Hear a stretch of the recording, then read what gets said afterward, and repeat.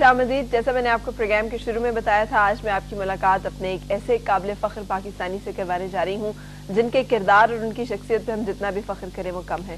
میرے ساتھ ہیں آج جناب سلطان بشیر محمود صاحب. آپ سابقہ ڈائریکٹر جنرل ہیں پاکستان اٹامک انرجی کمیشن کے. ستارہ امتیاز آپ کی خدمات کے اعتراف میں آپ کو دیا جا چکا ہے اور آپ کی بہت ساری تصانیف ہیں. تقریباً 12 کتابوں کی لسٹ اس وقت میرے پاس ہے اور وہ اپنے اندر اتنے یونیک موضوعات اور ٹاپکس ہیں کہ جو یقینی طور پر مجبور کرتے ہیں قاری کو ان کتابوں کو کھول کے پڑھے ضرور. قیامت اور حیات بعد الموت، کتاب زندگی، قرآن پاک ایک سائنسی معجزہ، تباکن ہتھیاروں کے اثرات سے بچنے کی حفاظتی تدابیر، and then cosmology and human destiny, the first and the last میں پیس بی اپون ہم، تلاش حقیقت، الفاظ العظیم، دا چیلنج آف اسلام اور English translation and interpretation of the holy Quran and ماورا. یہ تمام وہ کتابیں ہیں جو اپنے اندر بہت سارے ایسے موضوعات کو سمیٹے ہوئی ہیں جو بعض اوقات ہمیں بہت الجھا کے رکھ دیتے ہیں اور اکثر سوچنے پر اور بعض اوقات پریشان ہونے پر بھی مجبور کر دیتے ہیں. یہ بہت سارے ایسے سوال ہیں جو ہم سے کیے جاتے ہیں، جو ہم سے پوچھے جاتے ہیں، اور میں اپنے مہمان کے بارے میں آپ کو سارا کچھ جو میرے پاس اس وقت انفارمیشن ہے بتا سکتی ہوں، لیکن بہت اچھا ہوگا کہ ان کے ساتھ گفتگو کا آغاز کریں اور ہم انہی کے ذریعے جانیں کہ یہ سفر ان کی زندگی کا کیسا رہا اور سائنس اور مذہب کا یہ خوبصورت امتزاج جو ہے یہ کیسے ہو پایا. السلام علیکم. Thank you for calling me. آپ کا بہت شکریہ. وی آر ریئلی آنرڈ کہ آپ نے وقت نکالا ہے اور آپ یہاں پر آئے ہیں. یہ جو میں آپ سے جاننا چاہ رہی ہوں کہ زندگی کا آغاز کیسا تھا؟ زندگی کا آغاز جو تھا نا وہ ڈیفیکلٹ تھا. اچھا. میں مائگریشن کے بعد میرے پیرنٹس نے ایک ولیج میں سکونت اختیار کی. صحیح. اس زمانے میں یہ اسکول بڑے دور دور ہوتے تھے، آج کا زمانہ نہیں تھا. تو مجھے تقریباً ڈیلی 5 کلومیٹر صبح پیدل جانا پڑتا تھا اسکول روزانہ، اور 5 کلومیٹر واپسی، اور راستے نہ سڑکیں، کھیتوں میں سے ہو کے جانا. آبادی بھی اس زمانے میں اتنی نہیں تھی. صحیح.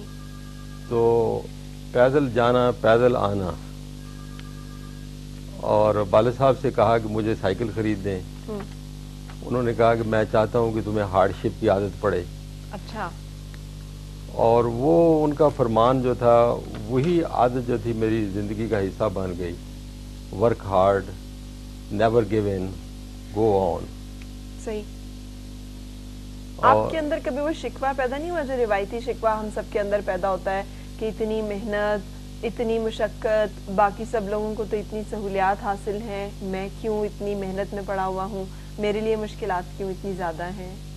نہیں، بلکہ I have been very satisfied with my own life. میں سمجھتا ہوں کہ اگر ریپیٹ پرفارمنس ہو تو یہ بڑا اچھا تھا. بلکہ آج کل کی زندگی میں بہت ساری آرٹیفیشیلٹی ہے. جو میری زندگی میں ایک حقیقت اور فطرت کے مطابق ایک زندگی تھی، اور اس میں یہ تھا کہ گڈ بیٹر بیسٹ کی کویسٹ آلویز واز دیئر. صحیح. اور جب یہ کویسٹ ہو تو اس صورت میں پھر پریشانی نہیں ہوتی ہے. صحیح. نبی پاک صلی اللہ علیہ وسلم کا ایک فرمان ہے، حضرت آپ نے فرمایا کہ مومن جو کل والے مقام پہ ٹھہر گیا وہ گھاٹے میں ہے. صحیح. تو ہم نے جو آنے والا کل ہے وہ ہمارا جانے والے کل سے بہتر ہونا چاہیے. صحیح. اور اگر آپ اس طرف لگے ہوئے ہیں تو پھر زندگی کی مشکلات نظر ہی نہیں آتی. صحیح. بلکہ ہر مشکل ایک چیلنج ہوتی ہے. اور آپ بڑے خوش ہوتے ہیں کہ اس چیلنج کو عبور کر لیا. ہر میدان میں آپ اول قرار پائے، اور اسی طرح درجہ بدرجہ آپ نے الیکٹریکل انجینئرنگ جو ہے وہ کی اس سے لاہور سے، اور اس کے بعد پھر آپ نے جوائن کیا پاکستان اٹامک انرجی کمیشن کو، اور پھر اس میں ماسٹر کیا آپ نے مانچسٹر سے اٹامک سائنسز میں. یہ سارا سفر گاؤں کے ایک بچے کے لیے بڑا ہی مشکل نہیں اور بڑا تکلیف دہ نہیں؟ کسی راستے کی جگہ پر آپ تھک گئے ہوں کہ بس بہت کر لیا کافی ہے؟ یہ مشکل ہے. ہمارے ملک میں ایکچولی گاؤں سے جو لڑکے اٹھتے ہیں یا لڑکیاں اٹھتی ہیں وہ واقعی ایکسٹرا آرڈینری ہوتی ہیں کہ ان کے لیے جمپ آؤٹ، ایک ڈیپتھ سے جمپ آؤٹ کر کے ایک ہائٹ پہ پہنچنا ان کی نسبت بڑا مشکل ہے جو پہلے سے ہائٹ پہ ہوتے ہیں. صحیح. تو we have to be extraordinary good. اور جس کو ایک تو بیسک آئی کیو ہوتا ہے، दूसरा उसके ऊपर हार्ड वर्क, सही, और then you must have a proper guide. ठीक है. I give all my credit to my father. Not mother, जिनके नाम आपने सारी किताबें डेडिकेट की हैं. मदर से मुझे मोहब्बत मिली, सही, बेमिसाल, लेकिन बाप ने मेरी रहनुमाई की. सही. और अगर वो रहनुमाई ना करते तो माएँ तो सारी मोहब्बत करती हैं, और माँ की मोहब्बत है कि मेरा बच्चा मेरे पास रहे, बाप की मोहब्बत है कि ये दूर दूर जाए. तो आम दोनों साइड से मुझे बड़ा कुछ मिला. सही. कभी आपके जहन में था बचपन में कि मैंने क्या करना है? कोई प्लान था, सोच थी, कोई इरादा था? एक्चुअली फरा, मैंने आईक्यू की बात की थी. हर बच्चा जो पैदा होता है सर्टन डायरेक्शन में उसका आईक्यू हाई होता है, सही, सर्टन में कम होता है. तो अगर आईक्यू डिस्कवर कर लेना तो और आप अपने आईक्यू की साइड पे काम करते रहें तो एक तो थकते नहीं हैं, वो काम आपके लिए प्लेयर हो जाता है, बल्कि एक गेम हो जाता है. सही. मेरा आईक्यू साइंसेस में बहुत अच्छा था, ठीक है, शुरू ही से. और मेरे वालिद ने मुझे इनकरेज किया कि मैं इस फील्ड को अडॉप्ट करूं. सही. और इसी वजह से हमारे लिए मुश्किल था, लेकिन उन्होंने सेक्रीफाइस किया और मुझे गवर्नमेंट कॉलेज लाहौर में दाखिला करवाया. सही. और गवर्नमेंट कॉलेज लाहौर में मेरा साइंसेस का रिकॉर्ड बहुत अच्छा था, मैथमेटिक्स बहुत अच्छा था. इंग्लिश और उर्दू बहुत कमज़ोर थी क्योंकि उनमें आईक्यू कम था. सही. तो मैं अब भी सोचता हूँ कि अगर पेरेंट्स जो है ना वो देखें कि हमारा बच्चा जो है फितरतन अल्लाह ने किस काम के लिए पैदा किया है, सही, और उस फितरत के ऊपर मेहनत की जाए तो बच्चे बड़ा अचीव करेंगे. आजकल हमारे यहाँ जो एक वबा आम हो गई है कि बच्चे जो हैं वो पढ़ते हैं और उसके बाद ट्यूशन की ज़रूरत भी महसूस होती है और उसके बावजूद वो नहीं वो सब कुछ कर पाते जो वालिदैन चाहते हैं कि वो करें. बच्चे ये समझते हैं कि वालिदैन उनको नहीं समझ पा रहे और वालिदैन ये समझते हैं कि बच्चे उनको नहीं समझ पा रहे. आपके कैसे अपनी ज़िंदगी के इस मरहले में से आप कैसे गुजरे थे और आप क्या समझते हैं क्या गलती है जो आजकल के दौर में है? असल में ये है कि ज़िंदगी का वालिदैन और बच्चों को एक है कि हमने बड़ा बनना है, और बड़ाई का म्यार रह गया पैसा, ओहदा. तो उसमें ये नहीं है कि बच्चा किस लिए पैदा किया गया, इसका पर्पस ऑफ लाइफ क्या था. somebody may be very good in music, उसको म्यूजिक में नहीं डालेंगे. कोई इंजीनियरिंग में बड़ा अच्छा हो सकता है, कोई लिटरेचर में बड़ा अच्छा हो सकता है. ये चीज़ें अनइम्पॉर्टेंट हैं. पेरेंट्स के लिए भी इम्पॉर्टेंट ये है कि मेरा बच्चा बहुत बड़ा अफसर बन जाए, बड़ा ताजर बन जाए, अल्टीमेटली पावर हो और पैसा हो. और उस लिहाज से ये है कि फिर बच्चे जो हैं वो चूँकि अपने आईक्यू से रिमूव्ड काम करते हैं तो they are frustrated, they are unhappy, और बाद दफ़ा वो बागी हो जाते हैं. सही. और जब पेरेंट्स की इमदाद और असर ख़त्म हो जाता है तो फिर वो गुम भी हो जाते हैं. कोई लकी वन है जो अपने फितरत के मुताबिक काम करता है. सही.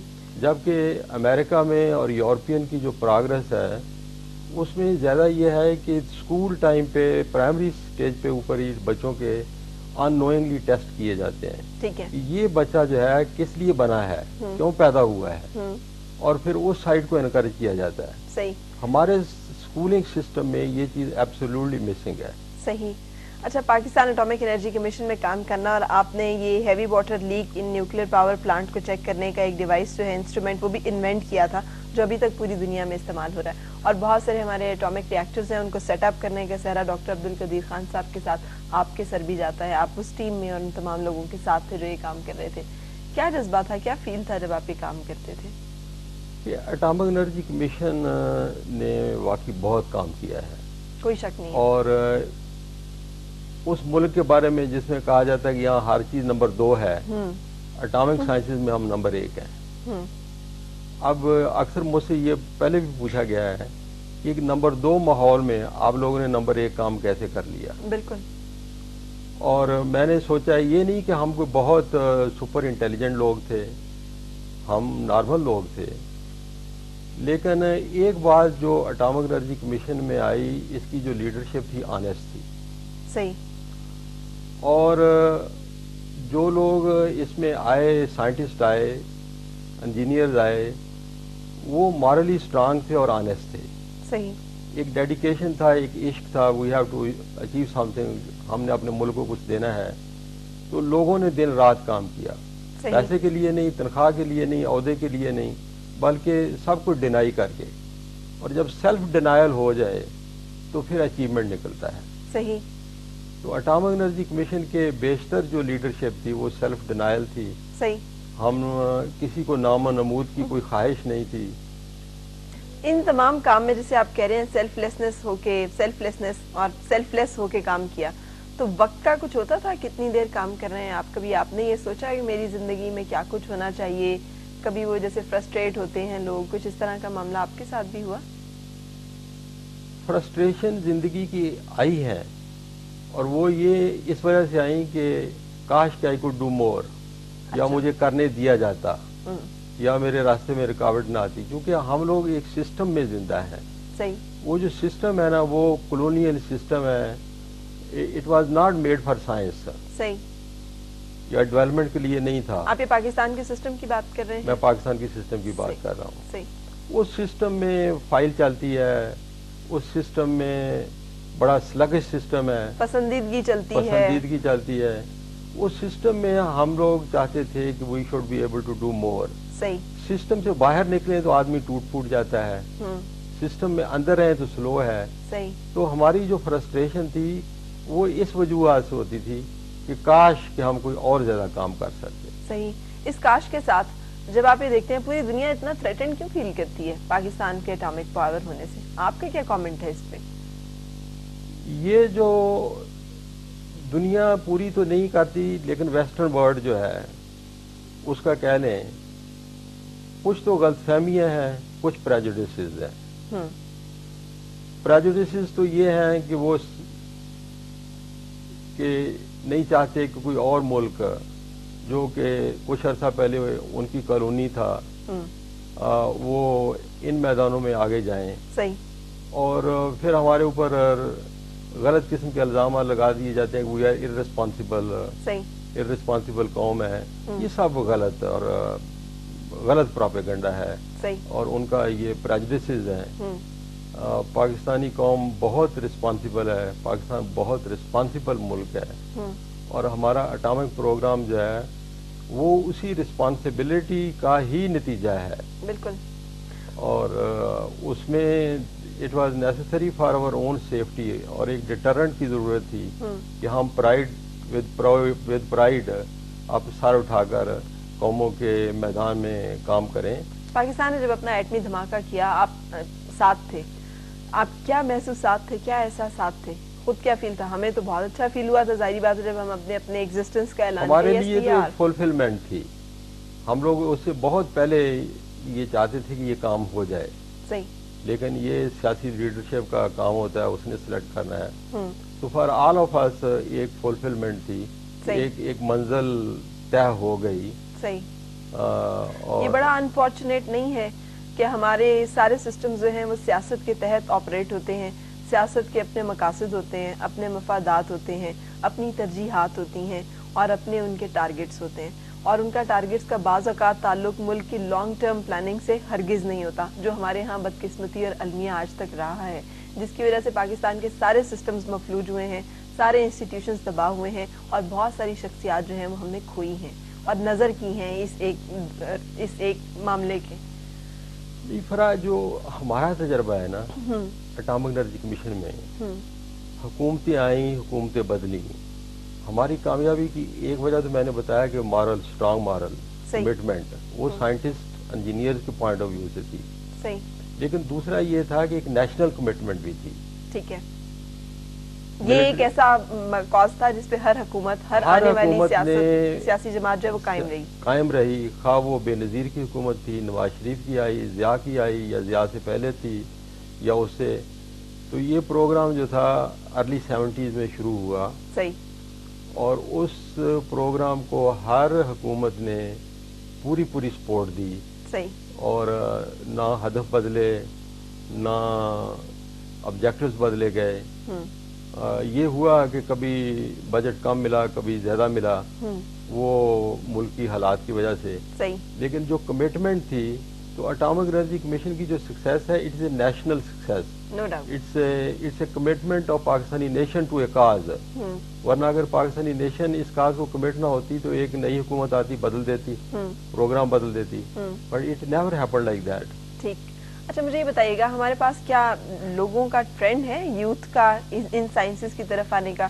ہمارے پاس کافی ٹیکنیشینز, ہمارے پاس کافی انجینئر, ایٹامک سائنسز سے دلچسپی رکھنے والی یوتھ موجود ہے جو آ رہی ہے, اور ان کے لیے راستے, فیلڈز, کالجز, انسٹیٹیوشنز موجود ہیں جہاں سے وہ ٹرینڈ ہو کے آ سکیں اور ہاتھ بٹا سکیں. اب جب کہ ایٹامک پاور ہونا جو ہے وہ صرف ویپن بنانے میں نہیں, اس کے اور بہت سارے کام بھی ہیں. یہ آپ نے بہت اچھی بات کہی کہ اٹامک پاور جو ہے یہ ویپن اورینٹڈ ہی نہیں ہے, اس میں پبلک گڈ اور بہت زیادہ ہے, بلکہ اس کا پرائمری آبجیکٹو جو ہے وہ پبلک گڈ ہے. بالکل صحیح. اور ویپن تو میں نے پہلے عرض کیا ہے کہ اٹ از اے ڈیٹرنٹ, ایک اپنا سیفٹی کے لیے ہے کہ کوئی دوسرے لوگ ہمیں تنگ نہ کریں.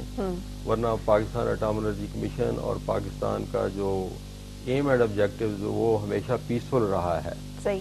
اور پیسفل اپلیکیشن جو اٹامک انرجی کمیشن کی ہیں اس میں اس محکمے نے بڑا کام کیا ہے. صحیح. بہت سارے لوگوں کو پتہ نہیں ہے کیونکہ ہر چیز جو ہے سمجھا جاتا ہے سیکریٹ ہے. مثلا میڈیکل سائیڈ میں اٹامک انرجی کمیشن نے ہر جگہ جگہ ریڈیشن بیسڈ ہاسپٹل کھولے. جی, ریڈیولوجی. ایگریکلچر میں بڑا کام ہوا ہے.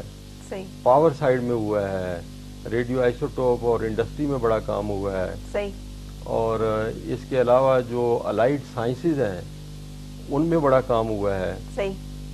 اور آپ نے یہ جو کہا کہ کیا پاکستان میں ایسے ٹیکنیشین انجینئر موجود ہیں, میرا اپنا اس میں بڑا دلچسپ تجربہ ہے کہ جب میں خوشاب کا نیوکلیئر پروجیکٹ لگا رہا تھا تو وہاں پریزیڈنٹ لغاری صاحب تشریف لائے, اس زمانے کے پریزیڈنٹ تھے. تو انہوں نے مجھ سے یہ کہا کہ آپ نے لوگوں کو ٹرین کہاں کیا ہے؟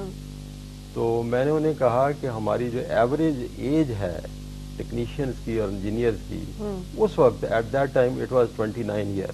صحیح. یعنی it was very young people are making it, اور ہم جو ایجڈ لوگ تھے اسی کم تھے. صحیح. تو اٹ واز کہ ایک جو ینگر جنریشن ہے ان میں سیکھنے کی ایک تڑپ ہے. ٹھیک ہے. استاد ٹھیک ہونا چاہیے. استاد مل رہے ہیں انہیں اس طرح کے؟ ہمارے اٹامک انرجی کمیشن میں استاد تھے اور میرا خیال اب بھی ہوں گے. صحیح. اور دوسرا یہ ہے کہ جو ینگر آدمی ہے نا اس کی کمٹمنٹ لائف کے جو دوسری چیزیں ہیں ان میں کم ہوتی ہیں. صحیح. وہ مشکل حالات میں کام کر سکتا ہے, چیلنجز قبول کر سکتا ہے. ٹھیک ہے. تو ہماری جابز بڑی چیلنج فل تھی, ڈیفیکلٹ انوائرمنٹ تھی. تو میرا اپنا یعنی ایکسپیرینس ہے کہ Pakistanis are very intelligent people. کتنے گھنٹے آپ کام کیا کرتے تھے؟ کام کا گھنٹے کبھی گنے ہی نہیں تھے, یعنی یہ کانسیپٹ ہی نہیں تھا. تھکاوٹ کا احساس بعض اوقات ہوتا ہے, ویکیشنز چاہیے ہیں, بہت تھک گئے ہیں, بہت کام کر لیا, اس طرح کا کوئی احساس؟ میں آپ کو ایک مثال بتاتا ہوں اپنی, میں نے کیا بتانی ہے. ہم خوشاب نیوکلیئر ری ایکٹر کا ڈوم بنا رہے تھے تو 150 فٹ اونچی چھت کے اوپر ایک ویلڈر جو ہے وہ جھولے میں بیٹھ کے ویلڈ کر رہا تھا. صحیح. تو میں نے دیکھا کہ وہ اس کا بازو ڈھیلا پڑا ہوا ہے نیچے سے, گردن ایک طرف ہے, اس کو نیچے سے جھولے سے اتارا گیا. تو وہ سیمی انکانشیس تھا چونکہ فضا میں اوپر گرمی زیادہ تھی. صحیح. اس کو پنکھا شنکھا چلایا گیا, کوک پلایا گیا, وہ he was back into senses. تو میں نے اسے کہا کہ تمہیں 7 دن کی ہالیڈے دیتے ہیں, چھٹی دیتے ہیں. صحیح. تو وہ ویلڈر جو تھا وہ کہنے لگا تھینک یو سر, لیکن میرا 2 گھنٹے کا کام باقی ہے, مجھے اوپر چڑھائیں, وہ میں کر رہا ہوں, پھر میں 7 دن کی چھٹی پہ جاؤں گا. واہ. تو یہ دیٹ از پاکستان. ہم تو پاکستان کو جانتے ہیں, توڑ پھوڑ کی سیاست, ہنگامے, جلسے جلوس, روکنا, نظریات سے ادھر روگردانی کر جانا, کوئی کمٹمنٹ نہیں, کوئی ڈیڈیکیشن نہیں. بہت آج کل مایوسی جو ہے بہت بڑھ چکی ہے لوگوں میں. جنرلی میرا اپنا خیال ہے کہ بائی اینڈ لارج پاکستانی بڑے آنیسٹ ہیں, بہت سچے قسم کے ہیں, بہت محنتی ہیں, بڑے سیکریفائسنگ لوگ ہیں, ہارڈ ورکنگ ہیں. انہیں سینس آف ڈائریکشن دینے کی ضرورت ہے. کون دے گا؟ اور اس کے لیے ایک کمیٹڈ لیڈرشپ ہونی چاہیے. کہاں سے آئے گی کمیٹڈ لیڈرشپ آپ کے خیال میں؟ وہ بھی پاکستان ہی سے آئے گی. صحیح. لیکن کہ انفارچونیٹلی یہ ہے کہ ہمارے بہت ساری جو لوگ آئے ابھی تک وہ معروف تھے ویسٹ سے. صحیح. یا ویسٹ کے انفلوئنس میں تھے. آپ کبھی نہیں آئے معروفیت ویسٹ؟ یہ کیوں؟ بلکہ میں آپ کو بتاؤں کہ میں ریزلی atomic energy commission atomic centre ہے یو کے میں، تو وہاں 68 69 70 میں کام کرتا تھا. تو ایک سال میں میرے 11 پیپر تھے اور 3 انہوں نے انوینشن میرے نام پہ پیٹنٹ لیے. تو ایک کسی بھی سائنٹسٹ انجینئر کے لیے بہت بڑا اچیومنٹ تھا. بہت بڑا. اور اس وقت میں نے سوچا کہ میں پاکستان جاتا ہوں. تو مجھے انہوں نے کہا کہ آپ کو ہم پرماننٹلی ابزارو کرتے ہیں، آپ ہمارے پاس رہیں، پاکستان میں جائیں گے آپ کی صلاحیتیں جو ہیں وہ ضائع جائیں گی. تو میں نے کہا کہ ڈاکٹر کو وہاں ہونا چاہیے، یہاں بیمار زیادہ ہیں. صحیح. تو ہمارا ملک جو ہے نا دیٹ نیڈز بی مور. یہاں تک میرے اپنے اچیومنٹ کا تعلق ہے وہ بات کی بات ہے. May be I will be, یہاں میں کام کرتا ہوں تو ایک فرنٹیئر آف نالج کے اوپر کام کرتا ہوں. صحیح. وہاں لوور لیول پہ کام کریں گے، بٹ اسٹل ہمارا فرنٹیئر وہی ہے. صحیح. اس میں بہت سارے لوگ جو ہیں وہ لالچ کو دیکھتے ہیں نا، مٹیریل گین کو، بہت سارے نظریات اور کاز کے ساتھ آگے بڑھتے ہیں. زندگی کی مجبوریاں، آسائشیں، سہولیات اور بہت ساری مراد جو ہیں وہ اندھا کر دیتی ہیں، وہ آنکھیں آپ کی پردہ ڈال دیتی ہیں اس کے اوپر، اور آپ چھوڑ دیتے ہیں جو آپ سوچ رہے ہوتے ہیں، جو آپ پلان کر رہے ہوتے ہیں. سو یہ کیسے ہوا کہ کوئی بھی چیز آپ کو اپنے حصار میں نہیں لے سکی اور آپ نے جو سوچا، جو چاہا، آپ اس کے اوپر قائم رہے اور ساری زندگی آپ اس کو پریکٹس کرتے رہے اور اس پہ آپ کو کوئی نا امیدی نہیں ہوئی کہ نو ڈاؤٹ آپ کو یہاں پہ جو کچھ ملا ہوگا اس سے بہت بہتر مراد یقینی طور پر آپ کو مغرب میں ملتی؟ اس میں نا I have to go back to 1946. 46 میں ایک نیشنل ریفرینڈم تھا یا الیکشن تھا جو اس میں پاکستان کے حق میں لوگوں نے، تو ہمارا جو گاؤں تھا انڈیا میں تھا، امرتسر کے ڈسٹرکٹ میں تھا. میرے والد نے مجھے کندھوں پہ اٹھایا ہوا تھا. صحیح. اور وہ نیچے نعرے لگا رہے تھے پاکستان کا مطلب کیا، لا الہ الا اللہ، اور میں ان کے کندھوں پہ بیٹھ کے یہ نعرہ لگا رہا تھا. عمر کیا تھی اس وقت آپ کی؟ میں 6 ایئر اولڈ تھا اس وقت. صحیح. صحیح. تو وہ نعرے لگا رہے تھے پاکستان کا مطلب کیا، لا الہ الا اللہ، اور میں اوپر رپیٹ کر رہا تھا. اور وہ ایک لیڈر قسم کے آدمی تھے، دوسرے لوگ بھی یہ نعرے لگا رہے تھے. صحیح. وہ سین جو ہے نا، اور وہ چیز مجھے کبھی نہیں بھولتی. صحیح. اور دوسرا واقعہ بڑا پریشان والا بھی ہے، اور اس نے مجھے ہمت بھی دی کہ جب ہم نے مائگریٹ کیا پاکستان کو آئے، صحیح، تو دریائے راوی کے کنارے قافلہ تھا بیٹھا ہوا، تو خبر آئی کہ سکھوں نے حملہ کر دیا ہے. تو میرے والد، میں نے پہلے عرض کی کہ ایک اپنے ماحول میں لیڈر تھے، انہوں نے لوگوں کو کہا کہ ہم سکھوں کا مقابلہ جو ہے وہ کیمپ میں نہیں کریں گے، کیمپ سے باہر نکل کے کریں گے ایز فار ایز پاسبل. صحیح. اور عورتوں کو جانے سے پہلے انہوں نے کہا کہ آپ اپنے بچوں کو لے کے دریائے راوی میں اتر جائیں، کھڑی رہیں، اگر ہم زندہ سلامت آ گئے تو باہر آ جانا، اور اگر ہم زندہ نہ آ سکے تو گہرے پانیوں میں چلے جانا. صحیح. تو میں یہ سین کبھی نہیں بھولتا کہ میری ماں نے مجھے اور میری ایک بہن تھی، ہم دونوں کو لے کے دریا میں کھڑی رہی ٹھنڈے پانی میں، اور 1 گھنٹہ ہم لوگ وہاں ویٹنگ کہ کیا حکم آتا ہے، کیا ہوتا ہے. لیکن الحمدللہ وہ جو مقابلہ نہ ہوا، سکھ دیکھ کے کہ مسلمان ڈٹرمنٹ ہیں، وہ پہلے ہی وہیں سے باہر ہی سے بھاگ گئے. صحیح. اور مغرب کی نماز کے بعد اللہ اکبر کے نعرے لگے، اور اس کا مطلب یہ تھا کہ تم لوگ عورتوں کو کہ باہر آ جاؤ. صحیح. تو وہ میری مائیں، بہنیں، بچے جو ٹھنڈے پانی، راوی کے ٹھنڈے پانی میں کھڑے رہے 1 گھنٹہ، وہ ایسی امپریشنیبل ایج ہوتی ہے کہ that we become like that. صحیح. اور افسوس یہ ہے کہ آج کل کی نسل کو پتہ ہی نہیں کہ پاکستان بنا کیسے تھا. کتنی بدقسمتی کی بات ہے یہ. اور نہ لوگ بتاتے ہیں it was a great sacrifice on the part of ordinary people. صحیح. اچھا، مذہب کے ساتھ سائنس کا کمبینیشن آج تک کبھی بنا نہیں. جو سائنس کہتی ہے، مذہب اس کے وہی کچھ کہتا ہے، ہمارا مذہب تو وہی کہتا ہے، لیکن ہم نے آج تک اس کو اکنالج نہیں کیا. آپ ان دونوں کو اکٹھا کیسے کر پائے؟ فرا یہ بات ہے کہ سائنس اور مذہب دونوں علیحدہ ہے ہی نہیں ہے. ٹرمینالوجی میں فرق ہے, ورنہ سائنس کا مقصد یہ ہے کہ حقیقت کی تلاش, صحیح, سچ کو پا لیا جائے. تمام سائنٹسٹ جو ہیں لیبارٹری میں بیٹھے سچ کو ڈھونڈ رہے ہیں, اور مذہب جو ہے نا الٹیمیٹ جو سچائی ہے اس کا کلیمنٹ ہے. اللہ آخری حقیقت ہے. تو پھر یہ ہے کہ قرآن کریم میں آتا ہے کہ اللہ کو, خالق کو مخلوق سے پہچانو. صحیح.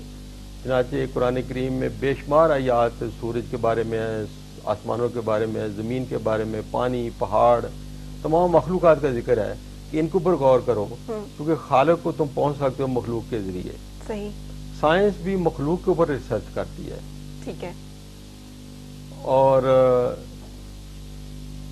اس لحاظ سے دیکھا جائے تو ایک جو سائنٹسٹ ہے وہ اپنی طرز, اگر خدا کی تلاش ہے, مذہب کا مطلب خدا کی تلاش ہے, تو ہر سائنسدان جو ہے وہ اپنی طرز کا ایک ریلیجس آدمی ہے. بالکل. لیکن جب آپ مذہب کو پوجا پاٹ سمجھ لیتے ہیں تو پھر وہاں پہ کہا جاتا ہے کہ وہ تو مذہبی نہیں ہے, وہ بڑا غیر مذہبی ہے. حالانکہ وہ تلاش میں ہوتا ہے, اور جو پوجا پاٹ والا ہے کسی نہ کسی کو بت بنا کے وہاں ٹھہر گیا ہوتا ہے. صحیح. تو یہ دونوں میں فرق ہے. ماورا جو آپ کی کتاب ہے, یہ اس کا مجھے پیش لفظ اتنا خوبصورت لگا. آپ نے لکھا کہ مذہبی روایات اس بات پر مصر ہے کہ انسان آسمانوں میں کسی جنت میں بنایا گیا تھا اور وہاں سے ایک خاص غلطی کا خمیازہ بھگتنے کے لیے زمین یا پر امتحان یا سزا کے طور پر بھیج دیا گیا ہے. جبکہ سائنسی حلقے اس بات پر ڈٹے ہوئے ہیں کہ انسان حیوانات میں سے ایک حیوان ہے جو حالات اور وقت کے دہارے پر ارتقاء کے منازل طے کرتے ہوئے یہاں تک پہنچ گیا ہے. یوں تخلیقات میں اس کی کوئی خصوصی روحانی حیثیت نہیں, بلکہ وہ محض ارتقاء کا ایک پھل ہے, جیسے بن مانس, ہاتھی, گھوڑے, سانپ وغیرہ اپنی نوعیت کے ارتقاء کا نتیجہ ہیں. یوں مذہبی اور سائنسی حلقے دونوں انتہائی متضاد نظریات کے ساتھ باہمی جنگ و جدل میں سردیوں سے برسرے پیکار ہیں. لیکن آپ نے اسے کتنا خوبصورت ایڈریس کیا ہے. آپ کی کتاب جب میں نے پڑھی ہے تو کسی بھی ایسی کتاب کو پڑھنے سے جو کہ مذہبی کتاب ہوتی ہے, بڑی سائنٹیفکلی ایکسپلین کرتے ہوئے آپ نے نفس کیا ہے, روح کیا ہے, موت کیا ہے, زندگی کیا ہے, انسان کیا ہے, جسم کیا ہے, یہ سائٹس جو ہیں یہ آپ کو کیسے وقت مل پایا کہ آپ ان کو کھوج سکیں اور ان پہ کام کر سکیں؟ اس پہ نا یعنی یہ سچ کی تلاش میں جو سفر ہے اسی کا حصہ ہے. سائنس نے میری بڑی ہیلپ کی, اور سائنس ہے کہ سسٹمیٹک سوچنے کی ایک عادت ڈالتی ہے. صحیح. آپ ڈاگما سے نکل جاتے ہیں. صحیح. اوپن مائنڈ سے سوچتے ہیں. جیسے قرآن کریم بھی ہمیں یہی تعلیم دیتا ہے کہ آپ حضرت ابراہیم علیہ السلام اللہ کے خلیل ہیں, دوست ہیں, پیغمبر ہیں, پیغمبروں میں بڑا درجہ ہے, اور اللہ سے پوچھتے ہیں کہ تو مردوں کو زندہ کیسے کرے گا. اور اللہ تعالیٰ ڈانٹ نہیں دیتے, بلکہ پورا ایک ایکسپیریمنٹ کنڈکٹ کرواتے ہیں کہ 4 پرندے لو, ان کو ذبح کرو, ان کا قیمہ بناؤ, ان کو پہاڑوں پہ رکھو, کال دم بدلاؤ, اور وہ پھر اڑتے آئیں گے, اور پھر دیکھنا کہ کیسے میں زندہ کرتا ہوں. اسی طرح حضرت موسیٰ علیہ السلام ہیں, کلیم اللہ ہیں, لیکن اللہ کو کہتے ہیں مجھے اپنے آپ کو دکھا, میں دیکھوں تو صحیح. تو حالانکہ عام آدمی کہے گا کہ اللہ کے ساتھ بڑی گستاخی کر ڈالی, لیکن اللہ نے اسے بڑے آرام سے سمجھایا کہ تم مجھے دیکھ نہیں سکو گے. صحیح. تو یہ جتنی لاجیکل تھنکنگ ہے نا وہ ہیلپ کرتی ہے, اور قرآن کا موضوع ہی لاجیکل تھنکنگ ہے. صحیح.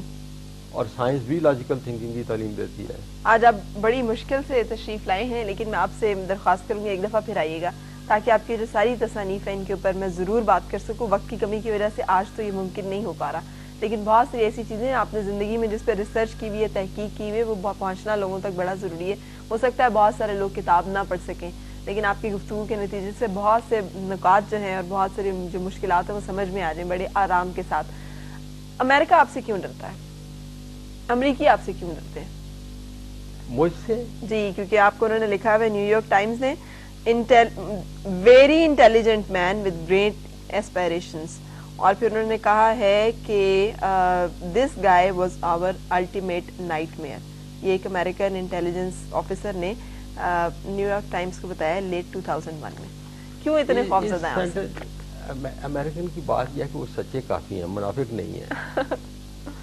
اسی میں اس نے جو گریٹ ایسپائریشن والی بات کی ہے نا, یہی ڈرنے کی بات ہے. میری اسپائریشن ہے، گریٹ ہیں، اب میں وہ کر نہیں سکتا ہوں، صحیح، لیکن میں چاہتا تھا کہ اپنے ملک کو، اپنی قوم کو وہاں پہنچا دوں کہ یہاں ان تک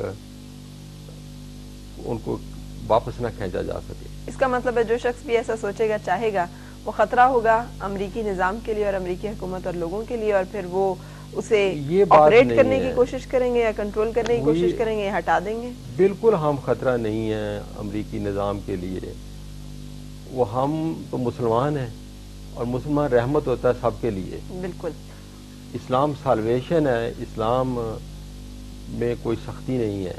صحیح، تو یہ ان لوگوں کی اپنی اسلام کی مس انڈرسٹینڈنگ ہے، صحیح، اور مسلمانوں کی مس انڈرسٹینڈنگ ہے، جس میں ہم کچھ مسلمانوں کا بھی قصور ہے کہ ہم نے اسلام کو اور اپنے آپ کو ایسے پروجیکٹ کیا ہے کہ جس سے لگتا ہے کہ جیسے یہ تو ہے ہی ٹیررسٹ ہے سارے، بلکہ اگر وہ لوگ صحیح اسلام کو سمجھیں تو میرا خیال یہ ہے کہ امریکن تو خود اسلام محسوس کریں گے کہ this is what we are looking for since long. صحیح، صحیح، تو یہ ان لوگوں کی بہت بڑی ایک خدمت ہوگی کہ اگر ہم مسلمان اسکالر جو ہیں سامنے آئیں اور ان کو صحیح اسلام کا امیج بچائیں۔ بالکل صحیح۔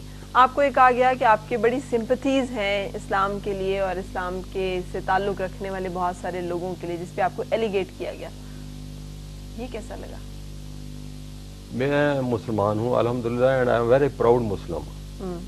اس بات میں مجھے بڑا فخر ہے کہ میں مسلمان ہوں، لیکن اس کی وجہ یہ ہے کہ میں اسلام کو اس کی حقیقت میں سمجھتا ہوں۔ صحیح، کہ اسلام میں حیات ہے، یہ زندگی بخش ہے، اور یہ تمام اقوام کو زندگی بخش ہے۔ صحیح، جو آج کل کی ٹینشنز ہیں، باہمی جنگ و جدل ہے، یہ ایک وحدت پہ آنے سے ختم ہوگا۔ صحیح، اسلام وحدت کا علمدار ہے۔ صحیح، تو جب ایک آدمی اسلام کو اس طرح سمجھتا ہے تو اس کی پھر اگر وہ انسانیت سے محبت کرتا ہے تو اس کی کمٹمنٹ اسلام سے ہونا لازمی امر ہے۔ صحیح، تو میری کمٹمنٹ جو اسلام سے ہے وہ میری انسانیت سے محبت اور اللہ سے ڈیوٹی کی جو میں نے پرفارم کرنی ہے اس کے مطابق ہے، کیونکہ رسول پاک صلی اللہ علیہ وسلم کا ایک فرمان ہے، الخلق و عیال اللہ، خلق جو ہے وہ اللہ کا کنبہ ہے۔ صحیح، تو اگر میں اللہ سے محبت کرتا ہوں تو خلق سے کیوں محبت نہیں کروں گا؟ بالکل صحیح۔ فارمولا آپ نے زندگی گزاری ہے، اتنے ایٹامک اس پہ کام کیا، مذہب کے اوپر اتنا آپ نے سوچا ہے، کام کیا ہے، کوئی فارمولا آپ کے سامنے آیا ہے؟ کیا ہے؟ کیسے اس دین اور دنیا کی اس سارے سلسلے میں کیسے گزرنا ہے، کیسے جینا ہے، کیا کرنا ہے؟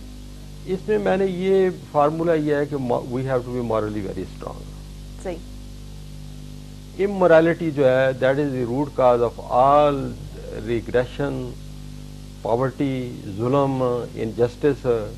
امورالٹی کو آپ کیسے ڈیفائن کرتے ہیں؟ کیا تعریف ہے اس کی؟ امورالٹی یہ ہے کہ ظلم، صحیح، میں ظلم نہ مجھ سے ہو جائے کوئی، میں ظلم نہ کروں، ظلم سے بچ جاؤں، ظلم سے۔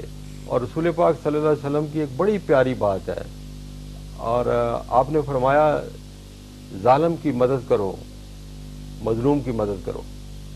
صحابہ کرام نے پوچھا جی کہ مظلوم کی مدد تو ہماری سمجھ میں آتی ہے، ظالم کی کیسے مدد کریں؟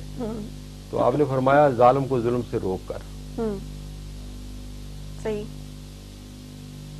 تو مارلٹی کی سٹارٹ یہی ہے، جسٹس۔ صحیح۔ زندگی میں سب سے زیادہ کیا چیز ضرورت ہوتی ہے ایک انسان کو کامیابی کے لیے؟ کامیابی کے لیے میرے خیال میں کمٹمنٹ، عشق، اور یہ کہاں سے آتا ہے؟ اندر سے، دل سے۔ ماحول کا کتنا اثر ہوتا ہے انسان کے اوپر، اور کس حد تک لینا چاہیے، اور کیسے اس میں سے وہ نکل سکتا ہے؟ اصل میں میرا اپنا خیال یہ ہے کہ کامیابی نام ہی ماحول سے جنگ میں ہے، ماحول کے اثرات سے بچنے میں ہے۔ ماحول کو چھوڑ کے آگے نکل جانا جو ہے نا وہ کامیاب ہے۔ صحیح، جو ماحول میں پھنس گیا وہ تو ایک عام سا آدمی ہو گیا نا، صحیح، وہ ماحول کی پیداوار ہے، ماحول میں مر گیا، ماحول نے اس کو دبا لیا، ماحول نے ختم کر دیا۔ ماحول سے نکلنا ہی کامیابی ہے، بالکل، اور نکلنا ہے تو ماحول سے جنگ کرنی پڑے گی۔ بالکل صحیح۔ آپ سے نئی باتوں سے کی اس طرح جیسے بات کرنا ارادہ تھا، لیکن آپ کو جاننے کا موقع ملا اس اب نیکسٹ نشست ہوگی اس میں چونکہ ہم آپ کو جانتے ہوں گے تو ایک قدم جب ہم اور لیں گے تو بہت اچھی طرح سے سمجھ سکیں گے ان تمام تصانیف کو، اور اس کے حوالے سے بہت سارے سوالات جو میرے ذہن میں ہیں جو میں آپ سے کرنا چاہتی ہوں.